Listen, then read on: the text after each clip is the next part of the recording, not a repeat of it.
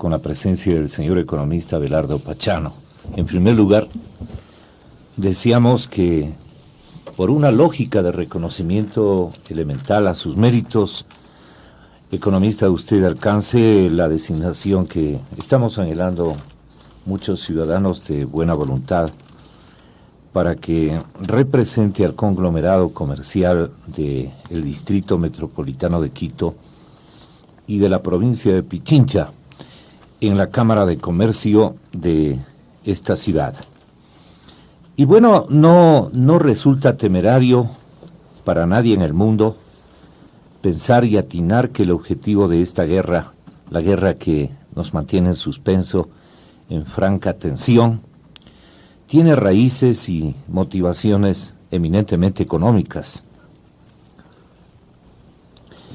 El presidente Bush y su inconfesable estrategia de exprimir el petróleo iraquí para recomponer la economía norteamericana parece ser la esencia de esta especie de cruzada, que lleva el nombre de cruzada antiterrorista, pero que por todos los testimonios y valoraciones que han hecho los líderes mundiales inclusive, lo que se manifiesta es que el objetivo estratégico fundamental de los Estados Unidos es el petróleo iraquí. Y la pregunta que se impone es, ¿vamos todos a pagar esta especie de curetaje de la economía norteamericana? ¿Qué nos puede ocurrir más temprano que tarde tras el desenlace del conflicto con un barril de petróleo, por ejemplo, de $10? Y también, ¿dónde puede fallar esta estratagema norteamericana y qué fenómenos económicos adicionales podrían surgir? Esta es la base de nuestro diálogo que vamos a inaugurar contigo, Iván, saludando la presencia del señor economista Abelardo Pachano y profundizando, si cabe el término, en un día tan importante como el de hoy para la Cámara de Comercio de Quito, que su militancia, que votará a partir de las 8 de la mañana, focalice en cuadros ciertamente significativos que la coyuntura ha presentado, porque pensamos que la Cámara de Comercio siempre ha tenido virtualidades de adhesión a las causas de nuestra queridísima ciudad, de la capital de los ecuatorianos. Pero bien, el tema para el que nos habíamos puesto de acuerdo esta víspera de dialogar es este. ¿Qué le parece a usted la premisa que hemos elaborado aquí? Abelardo, muy buenos días y muchísimas gracias. Gracias, Gonzalo, y buenos días Iván. Primero quiero agradecerle por sus palabras iniciales sobre mi participación en esta contienda en la Cámara de Comercio de Quito. Sobre el tema de fondo, las secuelas de toda esta situación de preguerra que estamos viviendo alrededor de la solución del problema iraquí. Yo creo que podemos desbrozar algunas líneas de reflexión en distintos campos. Primero, yo creo que toda la dinámica de negociación y de solución del desarme de Irak y la radicalización de las posiciones, a no dudarlo, va a traer efectos políticos en el mundo en general. No va a seguir siendo el mismo mundo después de que concluya todo este proceso.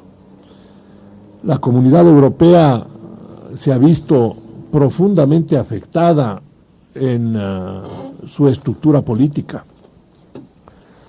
Después de 40 años de batallar por fijar posiciones comunes en distintos campos, este tema ha abierto una brecha enorme en dos aspectos.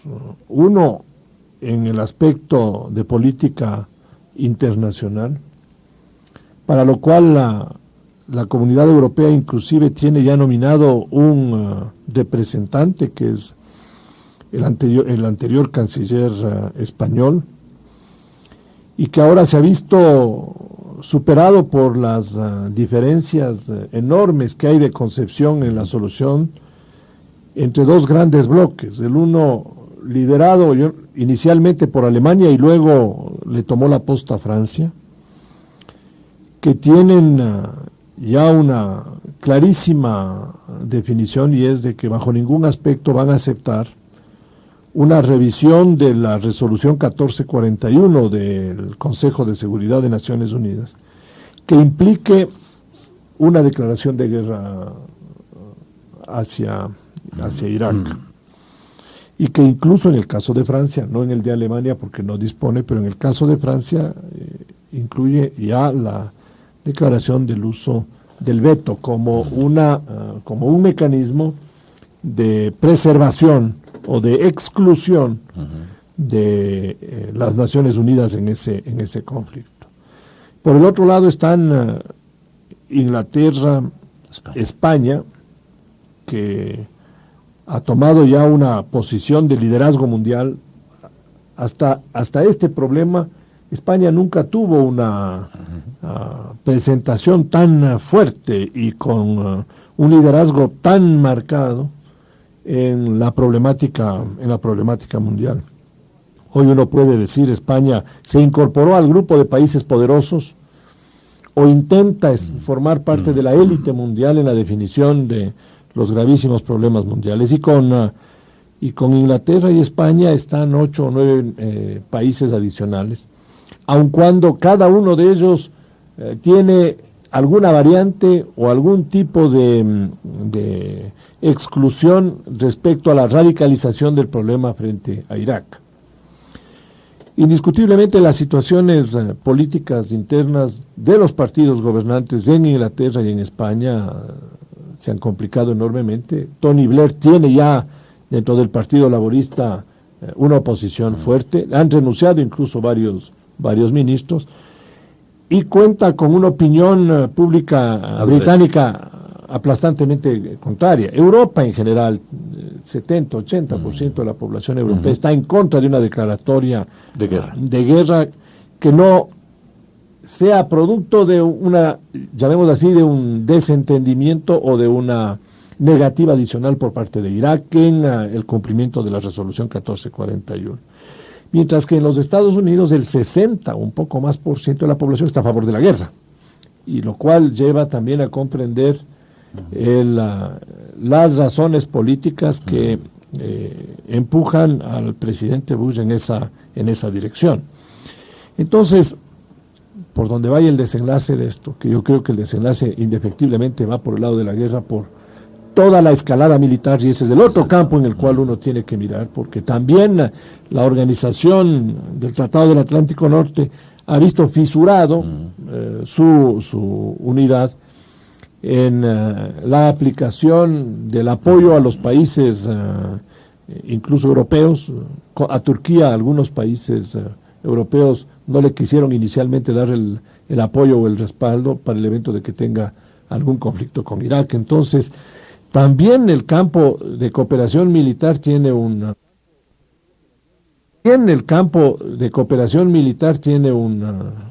secuela que va a dejar problemas posteriores. Entonces, esta crisis y la solución de Irak va a dar resultados políticos.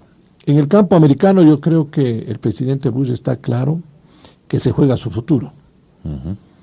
Una no solución adecuada del tema iraquí pondrá en primer plano el otro problema que tiene la sociedad americana, que es la situación económica, que hoy está siendo rebasada por todos estos acontecimientos políticos.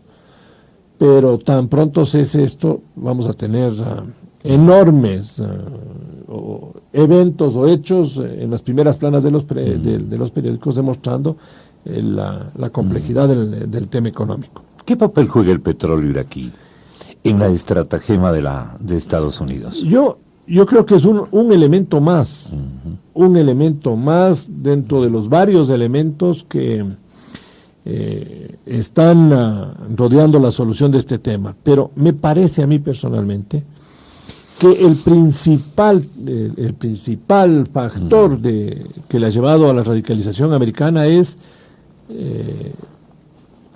el honor nacional. El nacionalismo. El honor nacional, el restituir su honor. Después del alevoso ataque del 11 de septiembre, esos monstruosos hechos que nos impactaron a todos, los americanos se han sentido heridos profundamente en su dignidad, en su amor propio. Y el mundo ya no es el mismo después del 11 de septiembre. Y la política exterior americana ya no es la misma después de eso. La política americana hoy día condiciona muchísimo más sus relaciones en función del grado de adhesión de los demás países a todo lo que es la lucha contra el terrorismo. Y esta es una cruzada moderna. Cruzada, dije yo, sí. La pelea contra Irak es parte de esta cruzada de reivindicación, de limpieza de la frente y de la cara de los países occidentales. Y esa es la bandera de lucha de los Estados Unidos. El emblema justificativo que exhibe la administración Bush y consiguientemente la sociedad norteamericana es que se trata de una cruzada, como usted bien lo dice, economista, contra el terrorismo, pero sin perder de vista naturalmente también la recompensa de una gesta de esta naturaleza que vendría por el lado económico. Por supuesto. Cuéntenos y detállenos en qué situación se encuentra la economía norteamericana. Le veamos, solo déjeme concluir esta parte política, porque yo creo que el problema no termina con la guerra de Irak. La guerra de Irak me parece que es un episodio más de algunas etapas posteriores de dificultades políticas internacionales. Recordemos, Afganistán fue la primera etapa. Todavía el problema de Afganistán no está definitivamente resuelto. El movimiento talibán está debilitado, pero no está totalmente aniquilado. Exterminado. El nacionalismo religioso musulmán está exacerbado y yo creo que ahí hay que mirar con muchísimo detenimiento los acontecimientos futuros. Irak tiene una riqueza petrolera, es el segundo reservorio más grande del mundo después del de Arabia Saudita y está ubicado en un sitio estratégico. Y ahí en esa zona tenemos, yo creo que dos problemas adicionales. Uno, la relación israelita-palestina, que es otro foco de explosión tremendamente complejo y que hoy día también está en la segunda o en la tercera página de los periódicos por la fuerza que tiene el problema iraquí. Y luego tenemos Irán. Cuidado, la frontera entre Irak e Irán es muy grande. Y es caliente. Irán es otro país que tiene muchos recursos de carácter petrolero, que tiene fuertes diferencias políticas con los Estados Unidos y con Occidente, y que cuenta con programas de carácter nuclear. Ya empezamos a ver en la prensa internacional algunas manifestaciones de descontento respecto a la forma como se conduce Irán. Y no me llamaría la atención que empiece a escalar el problema iraní. Irán está entre Afganistán e Irak. Sí, estamos en toda esta zona que es muy rica en recursos y que geopolíticamente estaba controlada por la ex Unión Soviética y que hoy día con su derrumbamiento los Estados Unidos está teniendo una presencia mucho más fuerte. Y por el otro lado en Asia tenemos Corea del Norte. Otro loco. Que también tiene armas nucleares, ha restablecido todas sus plantas de generación nuclear y que amenaza fuertemente a esa zona en donde los australianos, los neozelandeses, los japoneses se sienten con un enemigo al frente que les puede ocasionar daños muy grandes y que ahí uno puede entender por qué los australianos tienen una posición muy cercana a los Estados Unidos, porque saben que después de lo de Irak hay que resolver el problema coreano y si no intervienen los Estados Unidos, ¿qué va a pasar en esa zona? Entonces, el mundo en general, desde el punto de vista político, está bastante exacerbado y eso trae secuelas económicas, Gonzalo.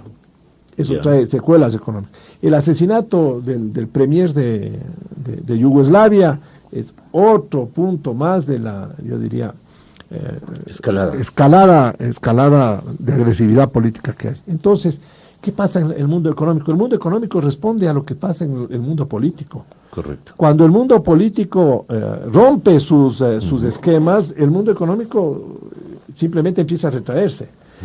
La situación americana es una situación muy delicada, el nivel de desempleo ha subido, no es tan alto como para decir es un problema serio, pero el consumo no está creciendo a la velocidad que ellos creen.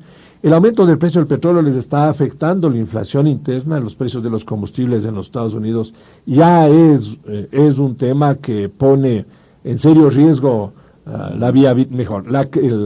crecimiento de la economía americana. Y eso se ve en los indicadores del mercado de capitales. La bolsa de Nueva York hoy día tiene un nivel que demuestra que en el último año ha caído nuevamente, está a 7.500, cuando llegó en algún momento en su esplendor sobre los 11.000 y 12.000 puntos. Entonces, para el inversionista americano, que es una gran cantidad, millones de americanos que guardan sus ahorros precisamente en este tipo de transacciones, las pérdidas patrimoniales son enormes y consecuentemente su capacidad de consumo se ve seriamente afectada. Y por eso es que nuevamente se habla en los Estados Unidos de que, a pesar de que la situación fiscal se ha dañado, consecuencia de la guerra, consecuencia de las decisiones de recorte de impuestos que han tomado allá, a pesar de esa situación, el sistema de la Reserva Federal probablemente tenga que bajar nuevamente las tasas de interés para compensar todos estos malos indicadores y volver a dar una señal de aliciente al inversionista. Porque en los Estados Unidos, yo diría, las inversiones también están retraídas, ya que el ambiente político le lleva a pensar al inversionista, oiga, ¿qué hacemos?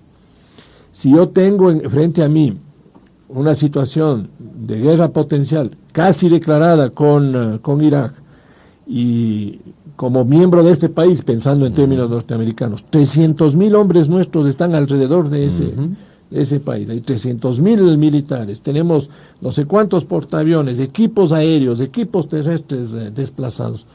A la final yo tengo que, si soy un inversionista, pensar, esperaré un poco para tomar la decisión y asumir un riesgo en un ambiente mucho más fácil de predecir. Igual debe estar ocurriendo en Europa. Por eso le pregunto, economista, 7:18 minutos, le pregunto, si usted fuera un jugador, pero de las grandes ligas de Wall Street, ¿cuáles serían los temores que más le invadirían desde el punto de vista económico? Y por eso yo le preguntaba anteriormente, si falla el cronograma o el perfil cronológico que tiene la aventura bélica de Norteamérica, en alguna circunstancia y los asuntos se dilatan y hay réplicas o contundentes respuestas por el lado del terrorismo, la inestabilidad en el planeta se agiganta, Corea del Norte y otros países de la Liga Árabe coparticipan de una acción de réplica a la ofensiva militar norteamericana, y esto se alarga en definitiva. ¿Qué tipo de fenómeno económico puede ocurrir o puede instalarse en el mundo? Depende de muchísimos factores. Exactamente. Y eso es lo que genera incertidumbre. Y si yo fuera un inversionista de grandes ligas, yo me quedaría con todos mis recursos quietos. Yo no tomaría una decisión de inversión en este momento y me buscaría estar lo más líquido posible para poder moverme con la mayor flexibilidad y responder lo más rápido que sea frente a circunstancias absolutamente inadvertidas. Porque no puede pensar en Europa, ni en economías emergentes. Peor en América Latina. Claro. Entonces, el mundo este rato, por toda esta complejidad de temas, está viendo que las economías bajan de nivel. Todo el mundo está a la expectativa a ver qué es lo que sucede. El europeo, lo que dice Gonzalo, el europeo está viendo qué pasa, ¿nos vamos a contaminar? ¿No nos vamos a contaminar? ¿Cuánto va a durar esta guerra? Yo creo que personalmente va a ser una guerra de corto plazo. No soporta ni el ambiente internacional ni la situación americana interna una guerra de largo plazo. Esto tiene que ser entra, golpea y salga. Correcto. Pero el problema no solo está en la duración, sino en los efectos adicionales. ¿Qué va a pasar con los campos petroleros iraquíes? ¿Van a haber o no actos de sabotaje? ¿Se van a dejar en ese sentido los iraquíes simplemente vencer fácilmente? ¿Van o no a haber respuestas de otros grupos radicales musulmanes de toda la región? ¿Le van o no a poder eliminar a todo el movimiento político de Saddam Hussein? Porque lo pueden físicamente eliminar a Saddam Hussein y a lo mejor con eso resuelven el problema. Pero en el evento de que, y de hecho uno tiene que pensar que Saddam Hussein debe tener ya establecidas sus estrategias militares y personales. Y réplicas. Él va a tratar de proteger todo su movimiento político, a la gente que está alrededor, tiene recursos militares. Y como hay temas alrededor de las armas químicas y de las armas biológicas, hay temas no resueltos inclusive por los propios inspectores de Naciones Unidas, como es el tema de en dónde están las toneladas de productos químicos que dicen los iraquíes que han destruido y que no hay pruebas hasta este momento que confirmen que la destrucción se produjo. Entonces, uno se pone a pensar que estos productos químicos se llevan en envases sumamente pequeñitos y simplemente destapar un envase de estos en cualquier ciudad del mundo puede ocasionar una matanza fenomenal. Entonces, yo creo que la mente todavía no está, nuestra mente desde nuestra posición no puede ver la dimensión de las secuelas de una guerra de esta naturaleza, y creo que en ese sentido la posición de los pueblos europeos se explica, porque ya han pasado dos guerras mundiales en el siglo XX que las destrozaron y no quieren volver a pasar otra porque están en el medio entre los Estados Unidos e Irak, geográficamente mirando los temas. Entonces, Irak debe tener equipos en el exterior de retaliación ante un ataque que pueda sufrir en un momento determinado. Entonces, ahí vienen los análisis de las secuelas económicas. El petróleo, ¿qué va a pasar con el petróleo? Exacto. ¿Cuánto va a durar esta luna de miel que tenemos con el precio del petróleo a 35, 37 dólares? En nuestro caso, 28. No, hoy día estamos vendiendo a 33. Nosotros el nuestro, claro. Promedio del mes de febrero fue 29. $4 de diferencia. Promedio fue 2.60 de diferencia ahora, Gonzalo. ¿No ven que como el mercado necesita? Ya. Entonces, hoy día es momento de vendedores. Lo doloroso, Gonzalo, es ver cómo en una oportunidad de esta naturaleza esto es lo que yo quiero preguntarle. Perdemos opciones de venta porque no mantenemos nuestros pozos petroleros bien. Entonces no tenemos capacidad de producción el momento en que el mercado nos favorece. Fue un crimen. ¿Qué tan irresponsable es esto de Petroecuador? Es de darles con correa en público. Meterles a la cárcel a los anteriores administradores. Y a toda la organización, Gonzalo, en donde y al país y los gobiernos que no saben poner a la política petrolera en la línea en que hay que ponerlo. ¿Cuánto hubiéramos ganado si es que hacíamos asociaciones con empresas extranjeras para que nos ayuden al mantenimiento y les pagábamos con petróleo? Seguro. ¿Qué tan grave hubiera sido la pérdida ecuatoriana si aceptábamos el famoso anticipo petrolero de fin de año anterior y nos daban el anticipo fijando el precio del petróleo a 25 o a 27? Y hoy día perdíamos de recibir a 33, solo para ver temas alrededor de esto y lo delicados que son. Y el por qué muchas veces la opinión pública no se da cuenta de la gravedad de las secuelas. Pero bueno, aquí estamos perdiendo oportunidades de vender más y eso ya es irremediable. Pero hoy día estamos vendiendo a 33, a 34, a 35. Pero con petróleo a ese precio, la recesión mundial es casi una secuela esperada.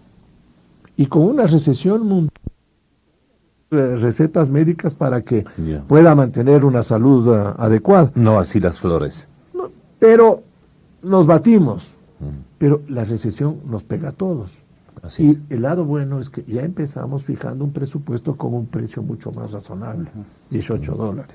Que es lo que veníamos sosteniendo nosotros, o un grupo de ecuatorianos, veníamos sosteniendo desde el año anterior. Por Dios, no pongan el precio del petróleo muy alto, porque si mañana se cae y nosotros nos hemos comprometido a gastar sobre ese precio del petróleo, el rato que se cae, esto de aquí o nuestro país tiene una descomposición social, política, económica, que puede convertirse en algo inmanejable. Pero aquí hay una cosa que daña el hígado de los ecuatorianos.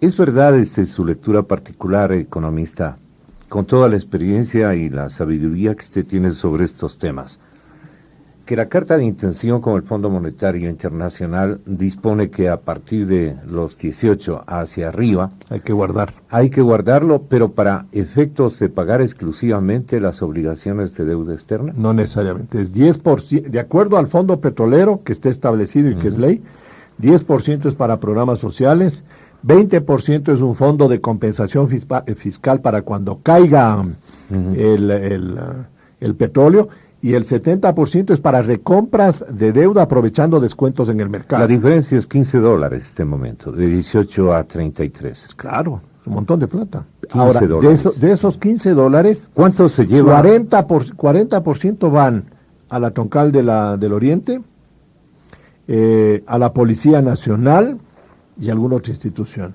Y la diferencia nomás queda en el presupuesto. Malísimo. Es muy malo, porque, y eso es lo que nosotros hemos dicho, el fondo no tiene que ser distribuido, sino tiene que quedarse ahí. Entonces, claro, el proyecto de la Troncal Amazónica va a tener un montón de dinero, la policía va a tener un montón de dinero. Pero sería una irresponsabilidad Gastarse. terrible, pues. Claro. Respetar unas preasignaciones que salen de todo enfoque que el legislador o la decisión política de ese entonces primó para dar este tipo de porcentajes, Ahora es ley. este tipo de reparto. Ahora es ley, es mucho más cumplir. complicado. Y ese es un principio. El problema es que si es que nos viene una recesión mundial, si es que el petróleo, una vez recuperado en favor de la causa, llamemos así, norteamericana, toda la producción iraquí, esto se nos derrumbará, créame, a 7, 8, 10 dólares. Pero y entonces, ¿qué ¿cómo vamos a hacer? Pero ¿cómo quedarán esos campos? Yo personalmente creo que el régimen iraquí, que ha sido un régimen sanguinario, no es tan pendejo. no es un régimen que va a decir, vengan acá, sáquenos del poder, ahora tomen las llaves y empiecen a producir, no creo. Yo creo que el régimen iraquí puede producir un holocausto ahí y decirle, si no es para mí, tampoco es para ustedes. Y eso está dentro de las posibilidades. Entonces, claro, en esas circunstancias, reconstruir la capacidad productiva iraquí no va a ser fácil o no va a estar en el corto plazo. Serán muchos meses. Por otro lado, la propia guerra va a determinar que algunas de estas facilidades petroleras sean objetivos militares para debilitarle precisamente más a Saddam Hussein, a este dictador terrible, sanguinario que hay ahí. Entonces, refinerías, oleoductos y todo, también serán bombardeados y tomará tiempo la rehabilitación. Entonces, el horizonte de normalización del petróleo y de las demás actividades económicas no es un horizonte conocido. La guerra puede durar poquísimos días, pero las secuelas de reconstrucción puede llevar un tiempo mucho mayor. De tal manera que ese ambiente de una caída del precio del petróleo a 10 dólares o algo por el estilo, también hay que verlo con estas limitaciones. Y con otra limitación, que es una limitación política que no debemos perderla de vista. Y es que el interés fundamental del Estado del cual proviene el presidente Bush es también el petróleo. Y a ese Estado no le conviene que el precio baje de un nivel que le vuelve rentable a todo ese Estado. Eso nos salva. Y ese es el aliado nuestro. Porque a Texas, Luisiana, todo el sur este de los Estados Unidos, el petróleo es la parte vital, como lo es para nosotros. De tal forma que uno podría decir que, aun cuando caiga el precio del petróleo, el piso puede estar dado en un nivel, y ojalá así sea, ojalá no fallemos en nuestro análisis, en un nivel superior del que ya tuvimos en el año 98 y en el año 99, que fue 7 dólares el barril. Sería una catástrofe. Economista, ¿usted cree que el gobierno nacional se ha preocupado de medir el impacto post-iraquí, de medir una eventual recesión internacional, de medir si hay riesgos para la dolarización, de ver y estudiar cuáles podrían ser los ejes sustitutivos de una potencial debacle de los precios petroleros internacionalmente hablando, que debemos construir. Quiero, en definitiva, significar un escenario emergente. Gonzalo, a nadie le escucho decir esto, y Luis Eladio Proaño, usted le escuchó ayer. ¿Cómo no? Yo le escuché y le hice algún comentario, inclusive, Gonzalo. Yo creo que vamos dando pasos lentamente en la creación de un ambiente preventivo en el Ecuador. Ya, estamos en la dirección correcta. El tema presupuestario y la fijación del precio del petróleo en $18 creo que es una estupenda decisión política. Y mi comentario es que el Congreso Nacional ha demostrado en ese sentido una posición muy solvente, muy seria, muy solidaria con la búsqueda de opciones B de política económica para situaciones contrarias. Pero no, el país no está preparado para eso, Gonzalo. Porque no hemos logrado vender la idea de que hay que establecer estos grandes fondos de estabilización para precisamente las temporadas malas. Aquí, en este mismo medio, yo le he hablado a usted, Gonzalo, un fondo de estabilización laboral. Así es.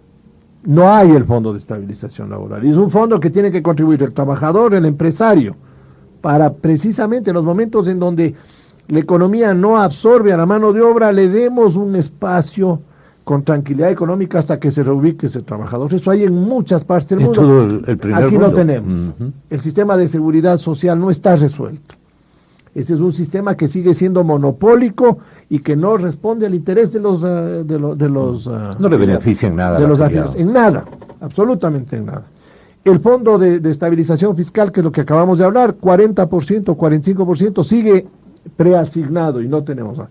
Un fondo de estabilización de exportaciones. O un fondo de estabilización empresarial. Empresarial, no tenemos. No tenemos. Hablamos nosotros de que, oiga, cuando ustedes venden las flores a 40 o a 50 centavos el tallo y les cuesta muchísimo menos, pongamos unos centavitos en un fondo para cuando estén los precios bajos, ayudemos. Igual con el camarón, igual con el banano y todo.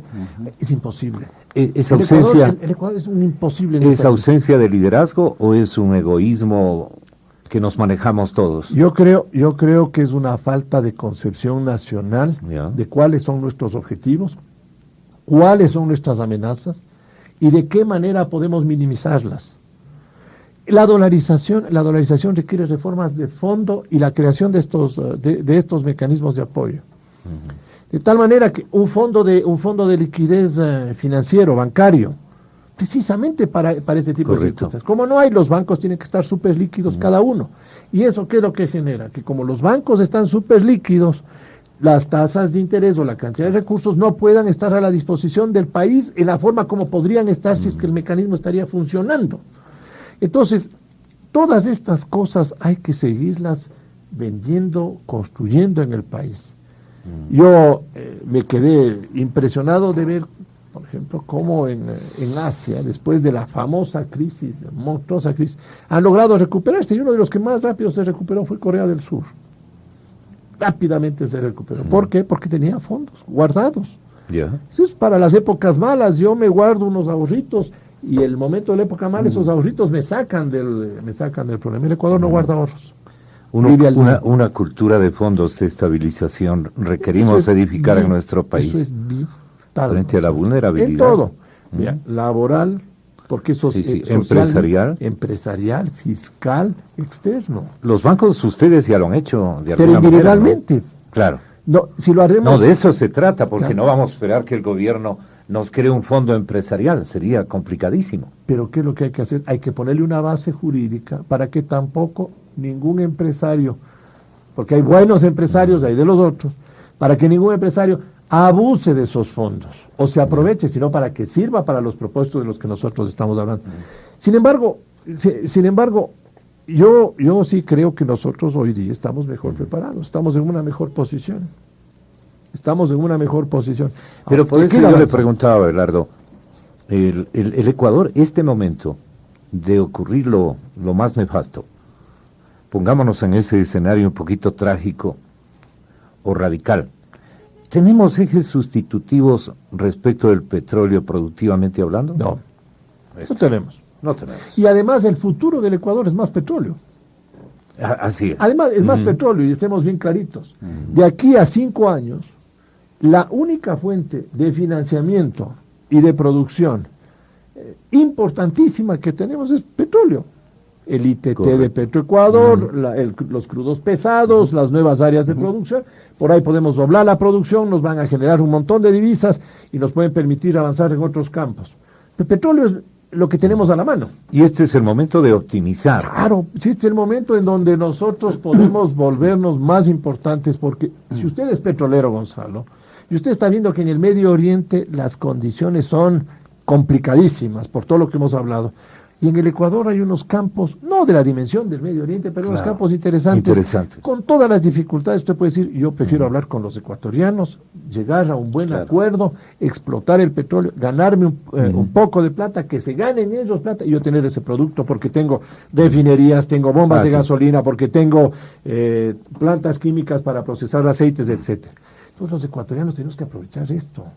Es el momento de... Y guardar es un mal negocio, definitivamente. Guardar el petróleo es un mal negocio por incluso las alternativas energéticas que se van a generar limpias. La de hidrógeno que ya están sacando en California. Por un lado.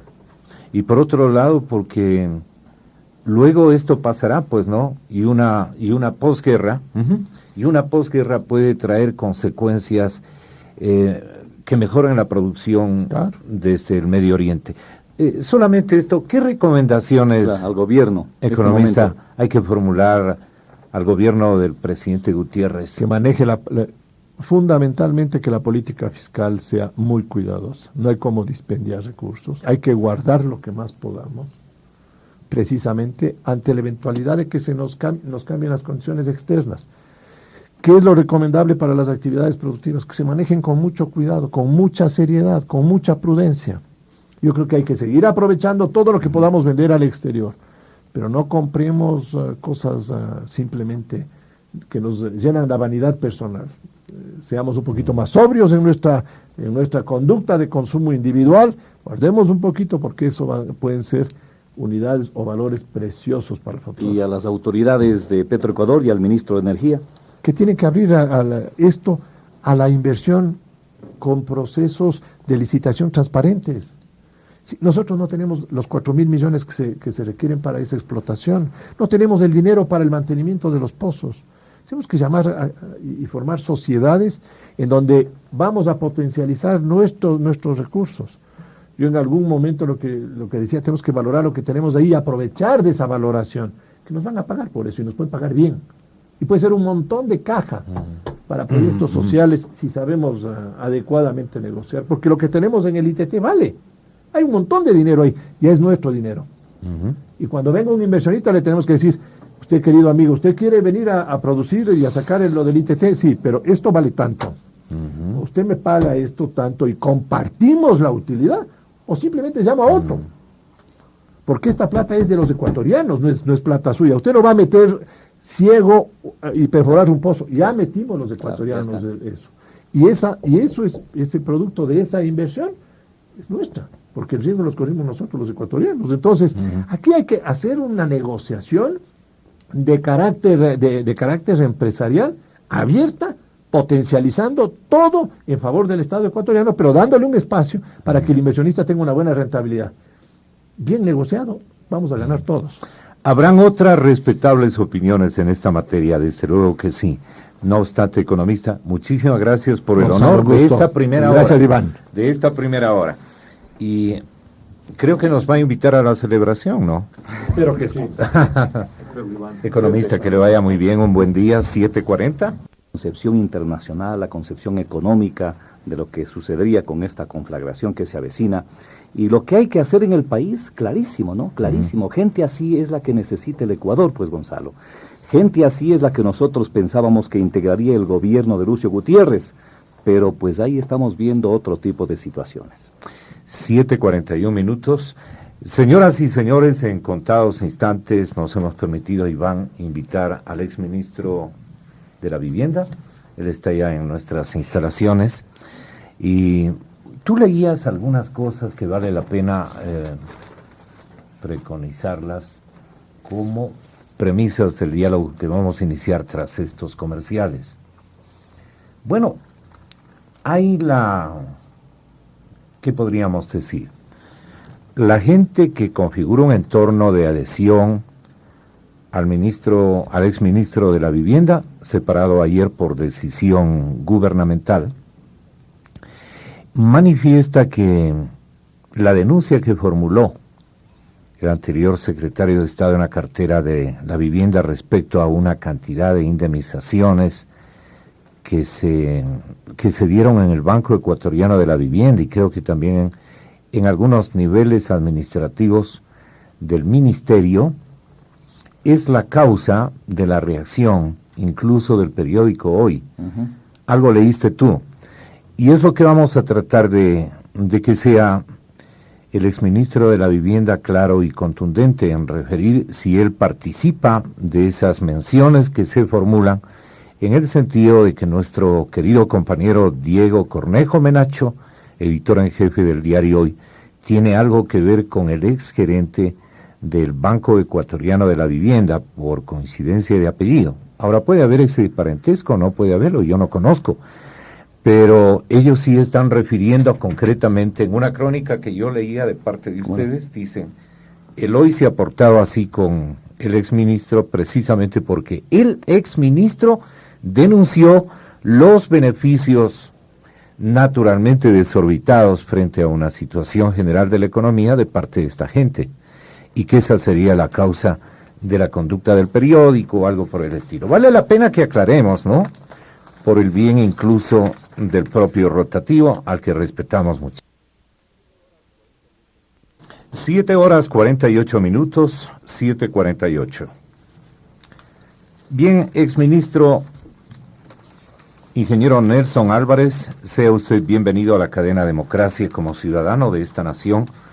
Usted tiene todo el derecho de defenderse condensadamente, obviamente con el fijamiento, el miramiento a la cronología de los acontecimientos que suscitaron este destemple de su conducta frente a la percepción ciudadana y del propio gobierno. Usted, sin querer queriendo, para usar una expresión mexicana, le ha irrogado un serio problema al gobierno del presidente Lucio Gutiérrez. Había necesidad seguramente de meditar en aceptar o no una investidura de la significación que es una Secretaría de Estado, por los antecedentes que han sido ya muy comentados, dilatadamente expresados, interpretados incluso por la prensa ecuatoriana. Ahora surge otro hecho. No sé si un entorno de adhesión a su causa ha sido la que ha incursionado en revisar la conducta de un rotativo que respetamos todos, que es el diario Hoy de Quito, y el de su editor en jefe.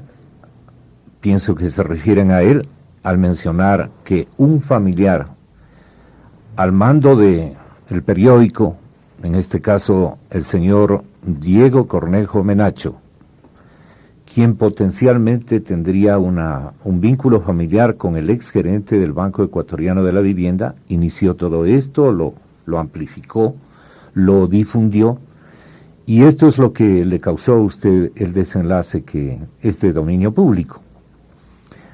¿Eso es parte, digamos, de una estrategia de defensa de su parte o es algún corrillo que seleccionaron sus amigos para defenderlo? ¿Qué conoce usted, ingeniero, respecto a este parentesco que usted denunció del señor gerente que con un conjunto de funcionarios, tanto del Ministerio como del Banco Ecuatoriano de la Vivienda, se auto-otorgaron unas indemnizaciones? Ellos dicen que de conformidad con una reglamentación que fue creada seguramente por ellos mismos, importantísimas cantidades de dinero